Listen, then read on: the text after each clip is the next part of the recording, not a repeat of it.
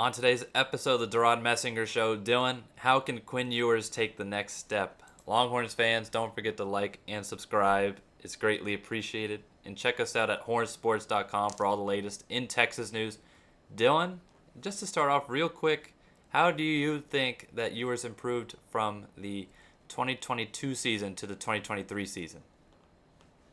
He took what the defense gave him. I think that was the biggest thing from the year prior in his first season starting. He was really there was at times where it helped, right? Like in the Alabama game where he was just pushing it down the field, testing the corners, just trying to get to the receivers, right? Allow them to make something happen. But as the season went along, and you saw it in like games against like Oklahoma State, you saw them get into trouble, specifically when accuracy issues came up too. But he had those dump downs, guys available, but he wasn't using those safety blankets. I feel like this year there was a lot more dump offs, a lot more screens to where I think having Adonai Mitchell helped too, just because of him being a slant god in a way and able to get separation on his own against corners.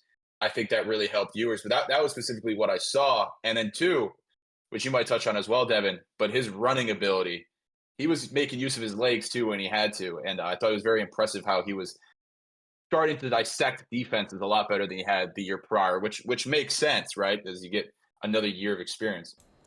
Yeah, and Dylan, I'll just pick up on that running ability. Of course, he made a commitment to getting a little bit better shape, and because of that, you saw the production in the running game. It was quite evident the big jump in touchdowns and rushing. The one thing, of course, he needs to watch out for, Dylan, is sometimes you got to be smart about those runs, and when you already got the yardage, just get down because you got to Yeah. stay on the field for your Longhorns if they want to have success. But yeah, those dump offs really paid off. And Dylan, overall, that completion percentage with the big jump from the year prior to this past season, that's really just the real indicator. You don't even need to look at the other stats. When you have almost a 10% jump in completion percentage, it's a good chance your quarterback improved quite a bit. Just this past season, just to go over his stats, 2023, 3,479 yards, 22 touchdowns to 6 interceptions, 5 touchdowns, and at 69% completion percentage. And then without the injuries, he was on pace for 4,059 yards, 26 touchdowns, and of course, same completion percentage there. Dylan, how can he take this next step? It's tough. I think with the next step and what he's able to do, it's gonna be more of he's now gonna be really keyed in on by defenses in the sense of young receiving core chemistry. They got to build that during the off season. So I think at this point, the next step is almost leadership. And I know he has shown that he has been a leader, but even more, he will be one of the larger voices in that locker room leading this team with how young the team is for the most part. So I think that's a cliche kind of answer in a way, Devin, right? But I do truly think that that's another step.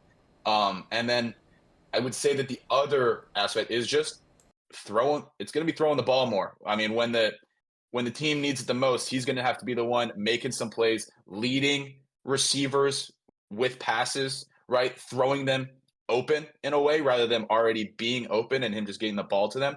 I think those are stages in his development, looking receivers off to get guys open. So he's going to start creating space for guys through his eyes, through his develops, through his reads.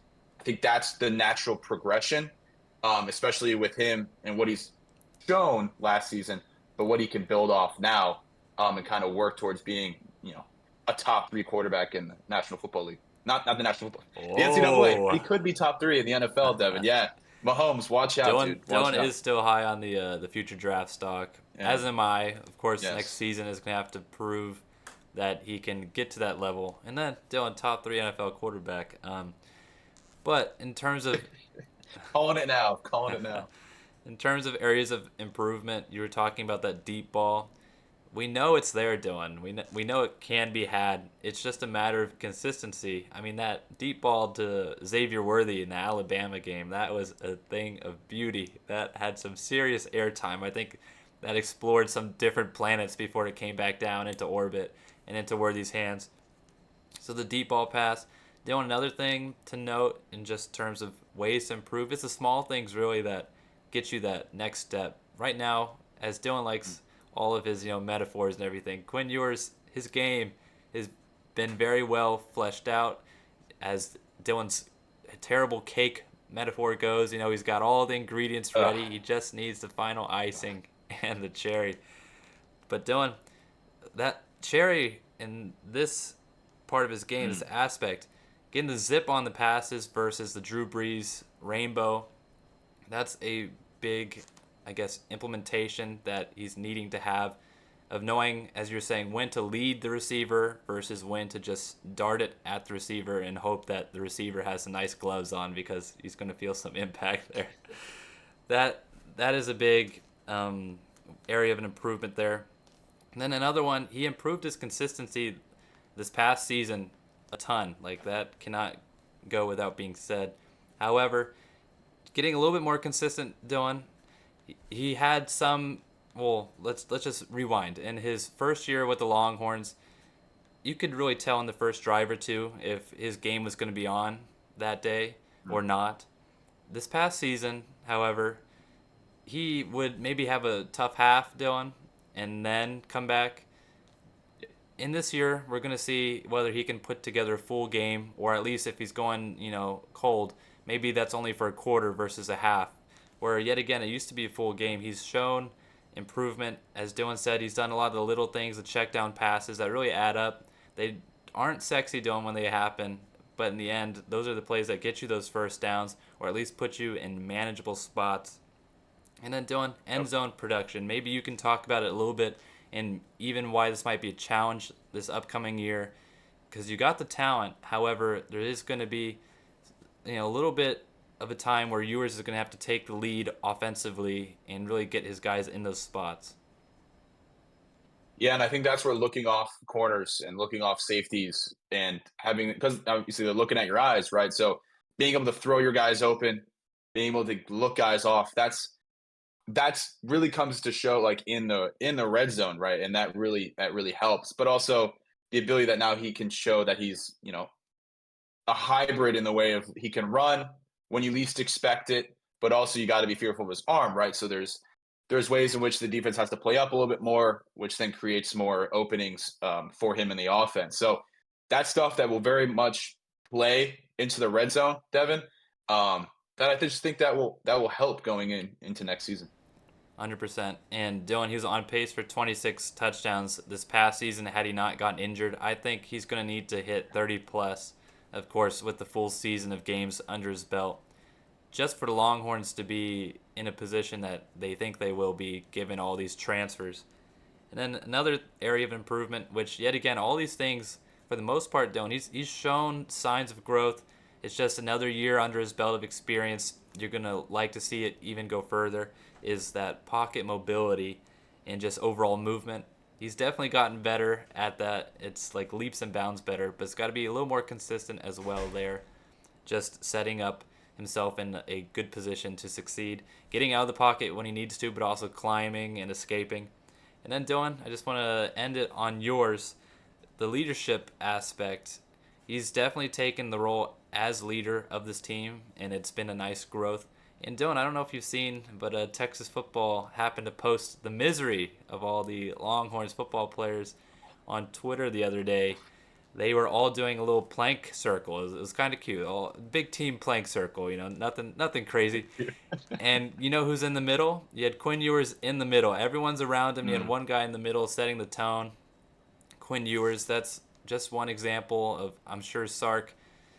Well, you know what, Dylan? I don't even know. Sark is probably, of course, in his ear to step up in that leadership role, but I wouldn't put it past Quinn to say that he's the one that has volunteered for that as well. And yet again, all these signs of improvements, areas of improvements, how he's improved, etc., are because we still believe that Ewers has the potential to be a first-round NFL draft pick. And Dylan, right now, he leads the college football in Heisman odds. He's tied with the Georgia quarterback in Carson Beck. But those two, I believe last I checked was 7-2 or something odds. That's just a sign he's up there in the standings. But any last words in terms of growth? No, not a piggyback. I mean, he's there, right? Like when it comes down to it, Texas is in a great spot. They've got a quarterback that they've had for 2 years now. That's coming into his third year, and again, leading in Heisman odds. The nation kind of sees it, right? It's really just him sticking to the plan that him and Stark have been going with for the past few years, and is all a culmination up into this point, right? And we'll see which way he goes. But all signs I feel like point up from what we've talked about. I know we might have some bias with viewers. Maybe we're giant stands of him and really hope that he does well. But I do think logically, like the way that he's been playing, the growth that he's shown, I see no reason why he's not, again, one of the best players and somebody that's going to New York at the end of the season to maybe at least be a candidate for the Heisman. We're certainly Ewers truthers, Dylan. And as you said, this next season, it's going to be a little bit of a Lewis and Clark action, if you will. It's just instead of Lewis and Clark, you got Sark and Ewers just going into that great unknown, which is the SEC. And it's going to be a fun ride, Dylan. Either way it ends up, good or bad, it's going to be an interesting roller coaster of emotions if you're a Longhorns fan. So please hold on to your seats. It will be a fun ride. We'll get to the end destination at some point, Dylan. But more importantly than our thoughts, let us know about Quinn Ewers. How are you feeling about the young Texas quarterback? Are you liking his growth so far? Is there something that you'd like to see him improve on? Let us know down below. Don't forget to like and subscribe. As always, have a great rest of your day.